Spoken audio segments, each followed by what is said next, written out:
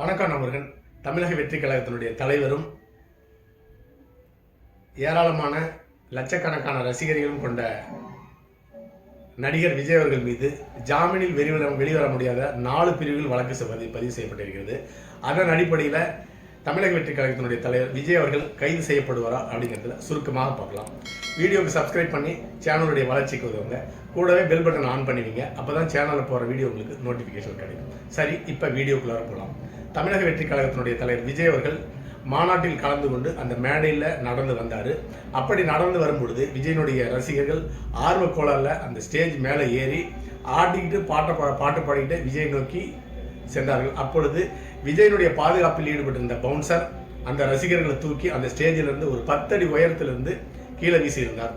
அப்படி கீழே விழுந்தவனுடைய கை கால் முறிந்து விட்டதுன்னு சொல்லிட்டு ஆஸ்பத்திரியில் சேர்க்கப்பட்டிருக்கிறதும் அவர் புகார் கொடுத்ததன் அடிப்படையில் விஜய் மீது 4 பிரிவுகளில் வழக்கு பதிவு செய்யப்பட்டிருக்கிறது. விஜய் மட்டுமில்ல, அந்த பவுன்சரோடு சேர்த்து மொத்தம் 7 பேர் மீது வழக்கு பதிவு செய்யப்பட்டிருக்கிறது. இந்த வழக்குகள் எல்லாமே ஜாமீனில் வெளிவர முடியாத வழக்குகள் என்று பதிவு செய்யப்பட்டிருக்கிறது. சரி, இந்த புகாரை கொடுத்தவர் விஜயனுடைய ரசிகர்கள் அப்படின்ற ரசிகர், அந்த பாதிப்புக்குள்ளான ரசிகர் தான் இந்த புகாரை கொடுத்துருக்காங்கன்னு சொல்லிட்டு காவல்துறை விளக்கம் கொடுத்துருக்கிறாங்க. கண்டிப்பாக விஜயனுடைய ரசிகர் இந்த புகாரை கொடுத்திருக்க 100% வாய்ப்பு இருக்காது. அடுத்ததாக அந்த ரசிகனுடைய பெற்றோர் இந்த புகாரை கொடுத்திருக்கலாம். அப்படி புகார் கொடுத்திருந்தாலும் அந்த பெற்றோர்களுக்கு தன்னுடைய எதிர்ப்பை தெரிவிச்சிருப்பாரு அந்த ரசிகர். சரி, இந்த புகாரை யார் கொடுத்திருப்பாங்க?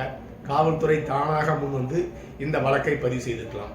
காரணம், விஜயனுடைய வளர்ச்சி திராவிட முன்னேற்ற கழகத்துக்கு துணை முதலமைச்சர் உதயநிதி ஸ்டாலினுக்கு மிகப்பெரிய சவாலாக இருக்கிறது.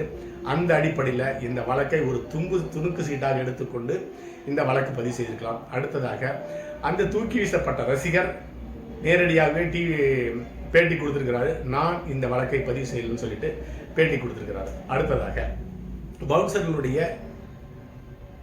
அதிகாரம் என்ன? பவுன்சருக்கு எந்த விதமான அதிகாரம் கிடையாது. விஜய் ஒரு பிரபலமான நடிகர். அப்படி ஒரு பொது இடத்துக்கு வரும்பொழுது ஏராளமான ரசிகர் கூட்டமாக வருவாங்க. அதனால் அவர் பாதிக்கப்படக்கூடாது. அதாவது அவர் மேலே விழுந்து கை குலுக்கி தொட்டு பார்த்து அநாகரிகமாக ஈடுபடுவார்கள். அது அவருக்கு ஒரு அசௌகரியத்தை ஏற்படும். இப்படிதான் உலகம் முழுக்க நடிகைகள் பிரபலமான எல்லாமே பவுன்சர் வச்சிருப்பாங்க. ஆனால் அந்த அவரை நோக்கி வருபவர்களை தாக்குவதற்கோ துப்பாக்கி காட்டி மிரட்டுவதற்கோ அந்த பவுன்சர்களுக்கு எந்த விதமான அனுமதியும் கிடையாது, அதிகாரம் கிடையாது. அடுத்ததாக இந்த ரசிகர் விஜய் தொட்டு பார்க்கறதே தன்னுடைய வாழ்நாள் குறிக்கோளாக கூட எண்ணிக்கொண்டிருக்கலாம். அந்த அளவுக்கு சினிமா மோகம் இந்தியா மட்டுமல்ல உலக அளவில் அதிகமாக இருக்கு. தமிழ்நாட்டில் மிக மிக மோசமான நிலையில் இருக்கு. அதற்கு எடுத்துக்காட்டு தான் தன்னை நோக்கி வந்த ரசிகரை பவுன்சர் தூக்கி அந்த ஸ்டேஜில் வந்து தூக்கி போட்டிருக்காரு எடுத்துக்கொள்ளும் சென்று. சரி, விஜய் அவர்கள் கைது செய்யப்படுவாரா? கண்டிப்பாக விஜய் அவர்கள் கைது செய்யப்பட மாட்டார். வேண்டுமானால் திராவிட முன்னேற்ற கழகத்தினுடைய ஆட்சியாளர்கள் கோர்ட்டில் இதை வழக்காக தொடுக்கலாம். நீதிபதி அவர்கள் கைது செய்ய உத்தரவிட மாட்டார். ஆனால் வழக்கு பதிவு செய்யப்பட்டிருக்கிறது. ஜாமீனில் வெளிவர முடியாத வகையில் 4 பிரிவுகள் வழக்கு பதிவு செய்யப்பட்டிருக்கிறது. இந்த வழக்கை வைத்து விஜயனுடைய அரசியல் வாழ்க்கையை கொஞ்சம் கொஞ்சமாக ஆட்டி பார்க்க முடியுமா அப்படிங்கிற ஒரு தவறாக பயன்படுத்துவதும் திராவிட முன்னேற்ற கழகம் இதை கையில் எடுத்துக்கொள்ளும். அடுத்ததாக விஜயனுடைய மாநாட்டுக்கு சென்ற ஒரு 3க்கும் மேற்பட்ட, அதாவது 3 அல்லது 4 ரசிகர்கள் மரணம் அடைந்திருக்கிறதா கேள்விப்பட்டிருக்கிறோம். வண்டியில் வரும்பொழுது விபத்து ஏற்பட்டதாகவும் சிலர் ஒரு ஹார்ட் அட்டாக் ஏற்பட்டு மரணம் அடைந்ததாக கேள்விப்பட்டிருக்கோம். அடுத்ததாக நிறைய ரசிகர்களுக்கு ஒன்றிருந்த ரசிகர்களுக்கு எலும்பு முறிவு ஏற்பட்டதாகவும் பேப்பரில் செய்து வந்திருக்கு. இப்படிப்பட்ட நிலையில் தமிழக வெற்றி கழகத்தினுடைய தலைவராக ஒரு 8% வாக்குகளை பெறுவார் என்று கணிக்கப்பட்ட நடிகர் விஜய் அவர்கள் ஒருவரை கூட இன்னும் சென்று நேரில் பார்க்கவில்லை. அந்த மாவட்டத்தினுடைய 2ஆம் கட்ட தலைவர்கள் தான் ஆஸ்பத்திரிக்கு போய் தன்னுடைய ஆறுதல் தெரிவிச்சிருக்கிறாங்க. விஜய் அவர்கள் ஒரு அறிக்கையும் விடவில்லை, பத்திரிகையாளர்கள் சந்திக்கவில்லை, பாதிக்கப்பட்டவர்களுடைய இறந்தவர்களுடைய வீட்டுக்கு சென்று தன்னுடைய அனுதாபத்தை இறந்தவருடைய பெற்றோருக்கு தெரிவிக்கவில்லை. ஏதாவது நிதி கொடுத்திருக்காரான்னு கேட்டீங்கன்னா அதுவும் கிடையாது. எந்த விதமான உதவியும் செய்யப்படவில்லை. அப்படி விஜய் அவர்கள் அந்த இறந்தவருடைய வீட்டுக்கு சென்று அவர்களுடைய பெற்றோருக்கு ஆறுதல் கூறியிருக்கலாம், அல்லது அவர்களுடைய ரசிகர்கள் கை கால் உடைஞ்சிருக்குன்னு சொன்னாங்க. அந்த மருத்துவமனைக்கு விஜய் நேரில் சென்று அந்த ரசிகருக்கும் அவருடைய குடும்பத்துக்கும் ஆறுதல் தெரிவிச்சிருந்தா விஜயனுடைய மதிப்பும் அந்த கட்சியினுடைய மதிப்பும் பல மடங்கு உயர்ந்திருக்கும். இது ஒரு பெரிய பொன்னான வாய்ப்பு அரசியல் நடத்துவதற்கு விஜய்க்கு. அந்த அரிய வாய்ப்பை அவர் தவறவிட்டிருக்கின்றார். சரி, விஜய் அவர்கள் அந்த ரசிகனுடைய வீட்டுக்கு செல்லவில்லை. ரசிகனுடைய உயிர் எந்த அளவுக்கு முக்கியம், ஒரு மனிதனுடைய உயிர் எந்த அளவுக்கு முக்கியம் அப்படிங்கிறத விஜய் அவர்கள் உணரவில்லை என்று நன்றாக தெரிகிறது. இன்னும் ஒரு சூப்பர் ஸ்டாராகவே தன்னை நினைத்துக் கொண்டிருக்கிறார்.